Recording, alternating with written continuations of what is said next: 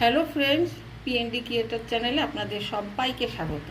আজকে আমি আবার একটা রেসিপি নিয়ে চলে এসেছি, সেটা হচ্ছে বেগুনের কালিয়া।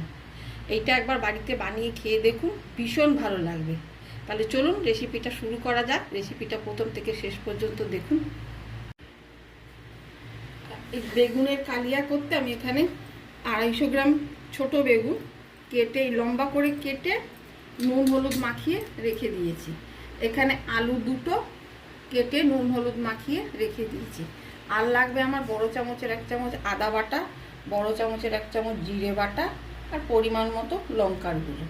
এখানে আমি 100 গ্রাম টক দই নিয়ে নিয়েছি, দইটা ফেটিয়ে রেখে দিয়েছি।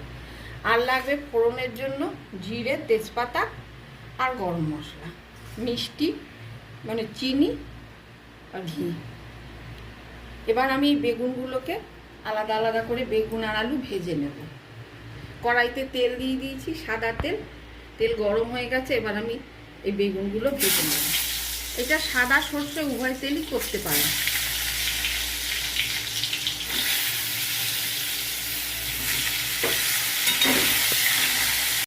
এই যে বেগুনগুলো এখন ভাজা হয়ে গেছে, এইগুলো আমি এখন তুলে নেব।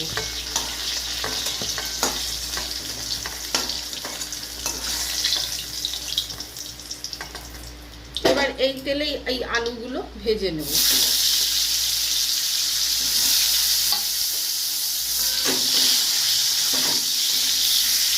এই যে আলুগুলো ভাজা হয়ে গেছে, এবার আমি তুলে নেব।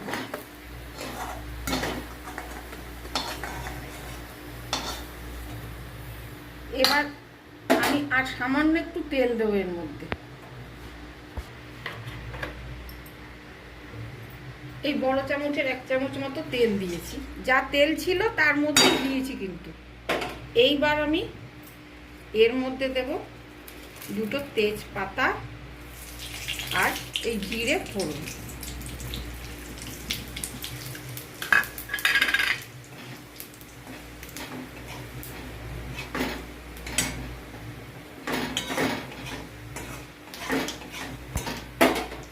এইবার দেব এর মধ্যে ওই যে আদা বাটা, বড় চামচের 1 চামচ আদা বাটা।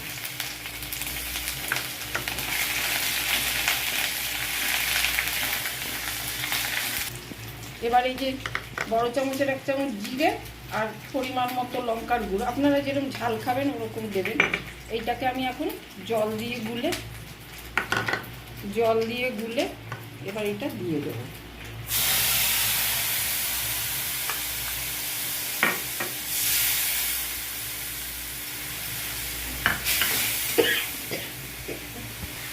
এবার দেবো পরিমাণ মতো হলুদ, আর দেবো পরিমাণ মতো লবণ, আর দেবো 1 চামচ চিনি দিয়ে এটা কষানো হয়েই গেছে। এইবার আঁচটাকে কম করে এর মধ্যে এই টক দইটা দিয়ে দেবো।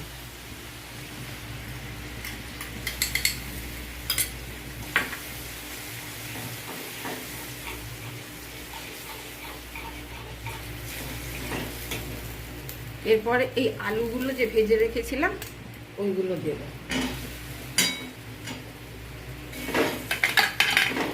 দিয়ে ভালো করে আবার কষিয়ে নেব।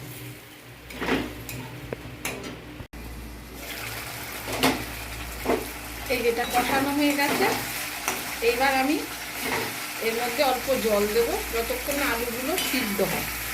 অল্প জল, নুন মিষ্টি এইগুলো আপনারা আপনাদের মাপ মতো দেবেন, ঝাল। হ্যাঁ, আমি এখানে আমার মাপ মতো করে দিয়েছি। এবার অল্প জল দিয়ে একটু ঢাকা দিয়ে দেবো।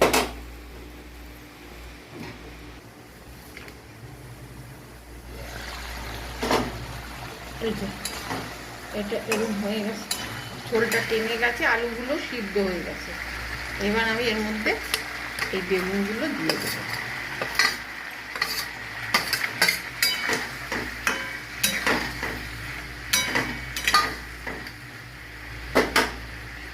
এরপর দেবো একটু গরম মশলা, এই 1 চামচের মতো। এরপর দেবো 1 চামচ ঘি। এবার এটাকে নামিয়ে ফেলবো। যে বেগুনের কালিয়া একদম রেডি, পারফেক্ট। বাড়িতে এইভাবে একবার বানিয়ে খেয়ে দেখুন, ভীষণ ভালো লাগবে। ভালো লাগলে আমাকে লাইক, শেয়ার, কমেন্ট করে জানাবেন আর আমাকে সাপোর্ট করবেন।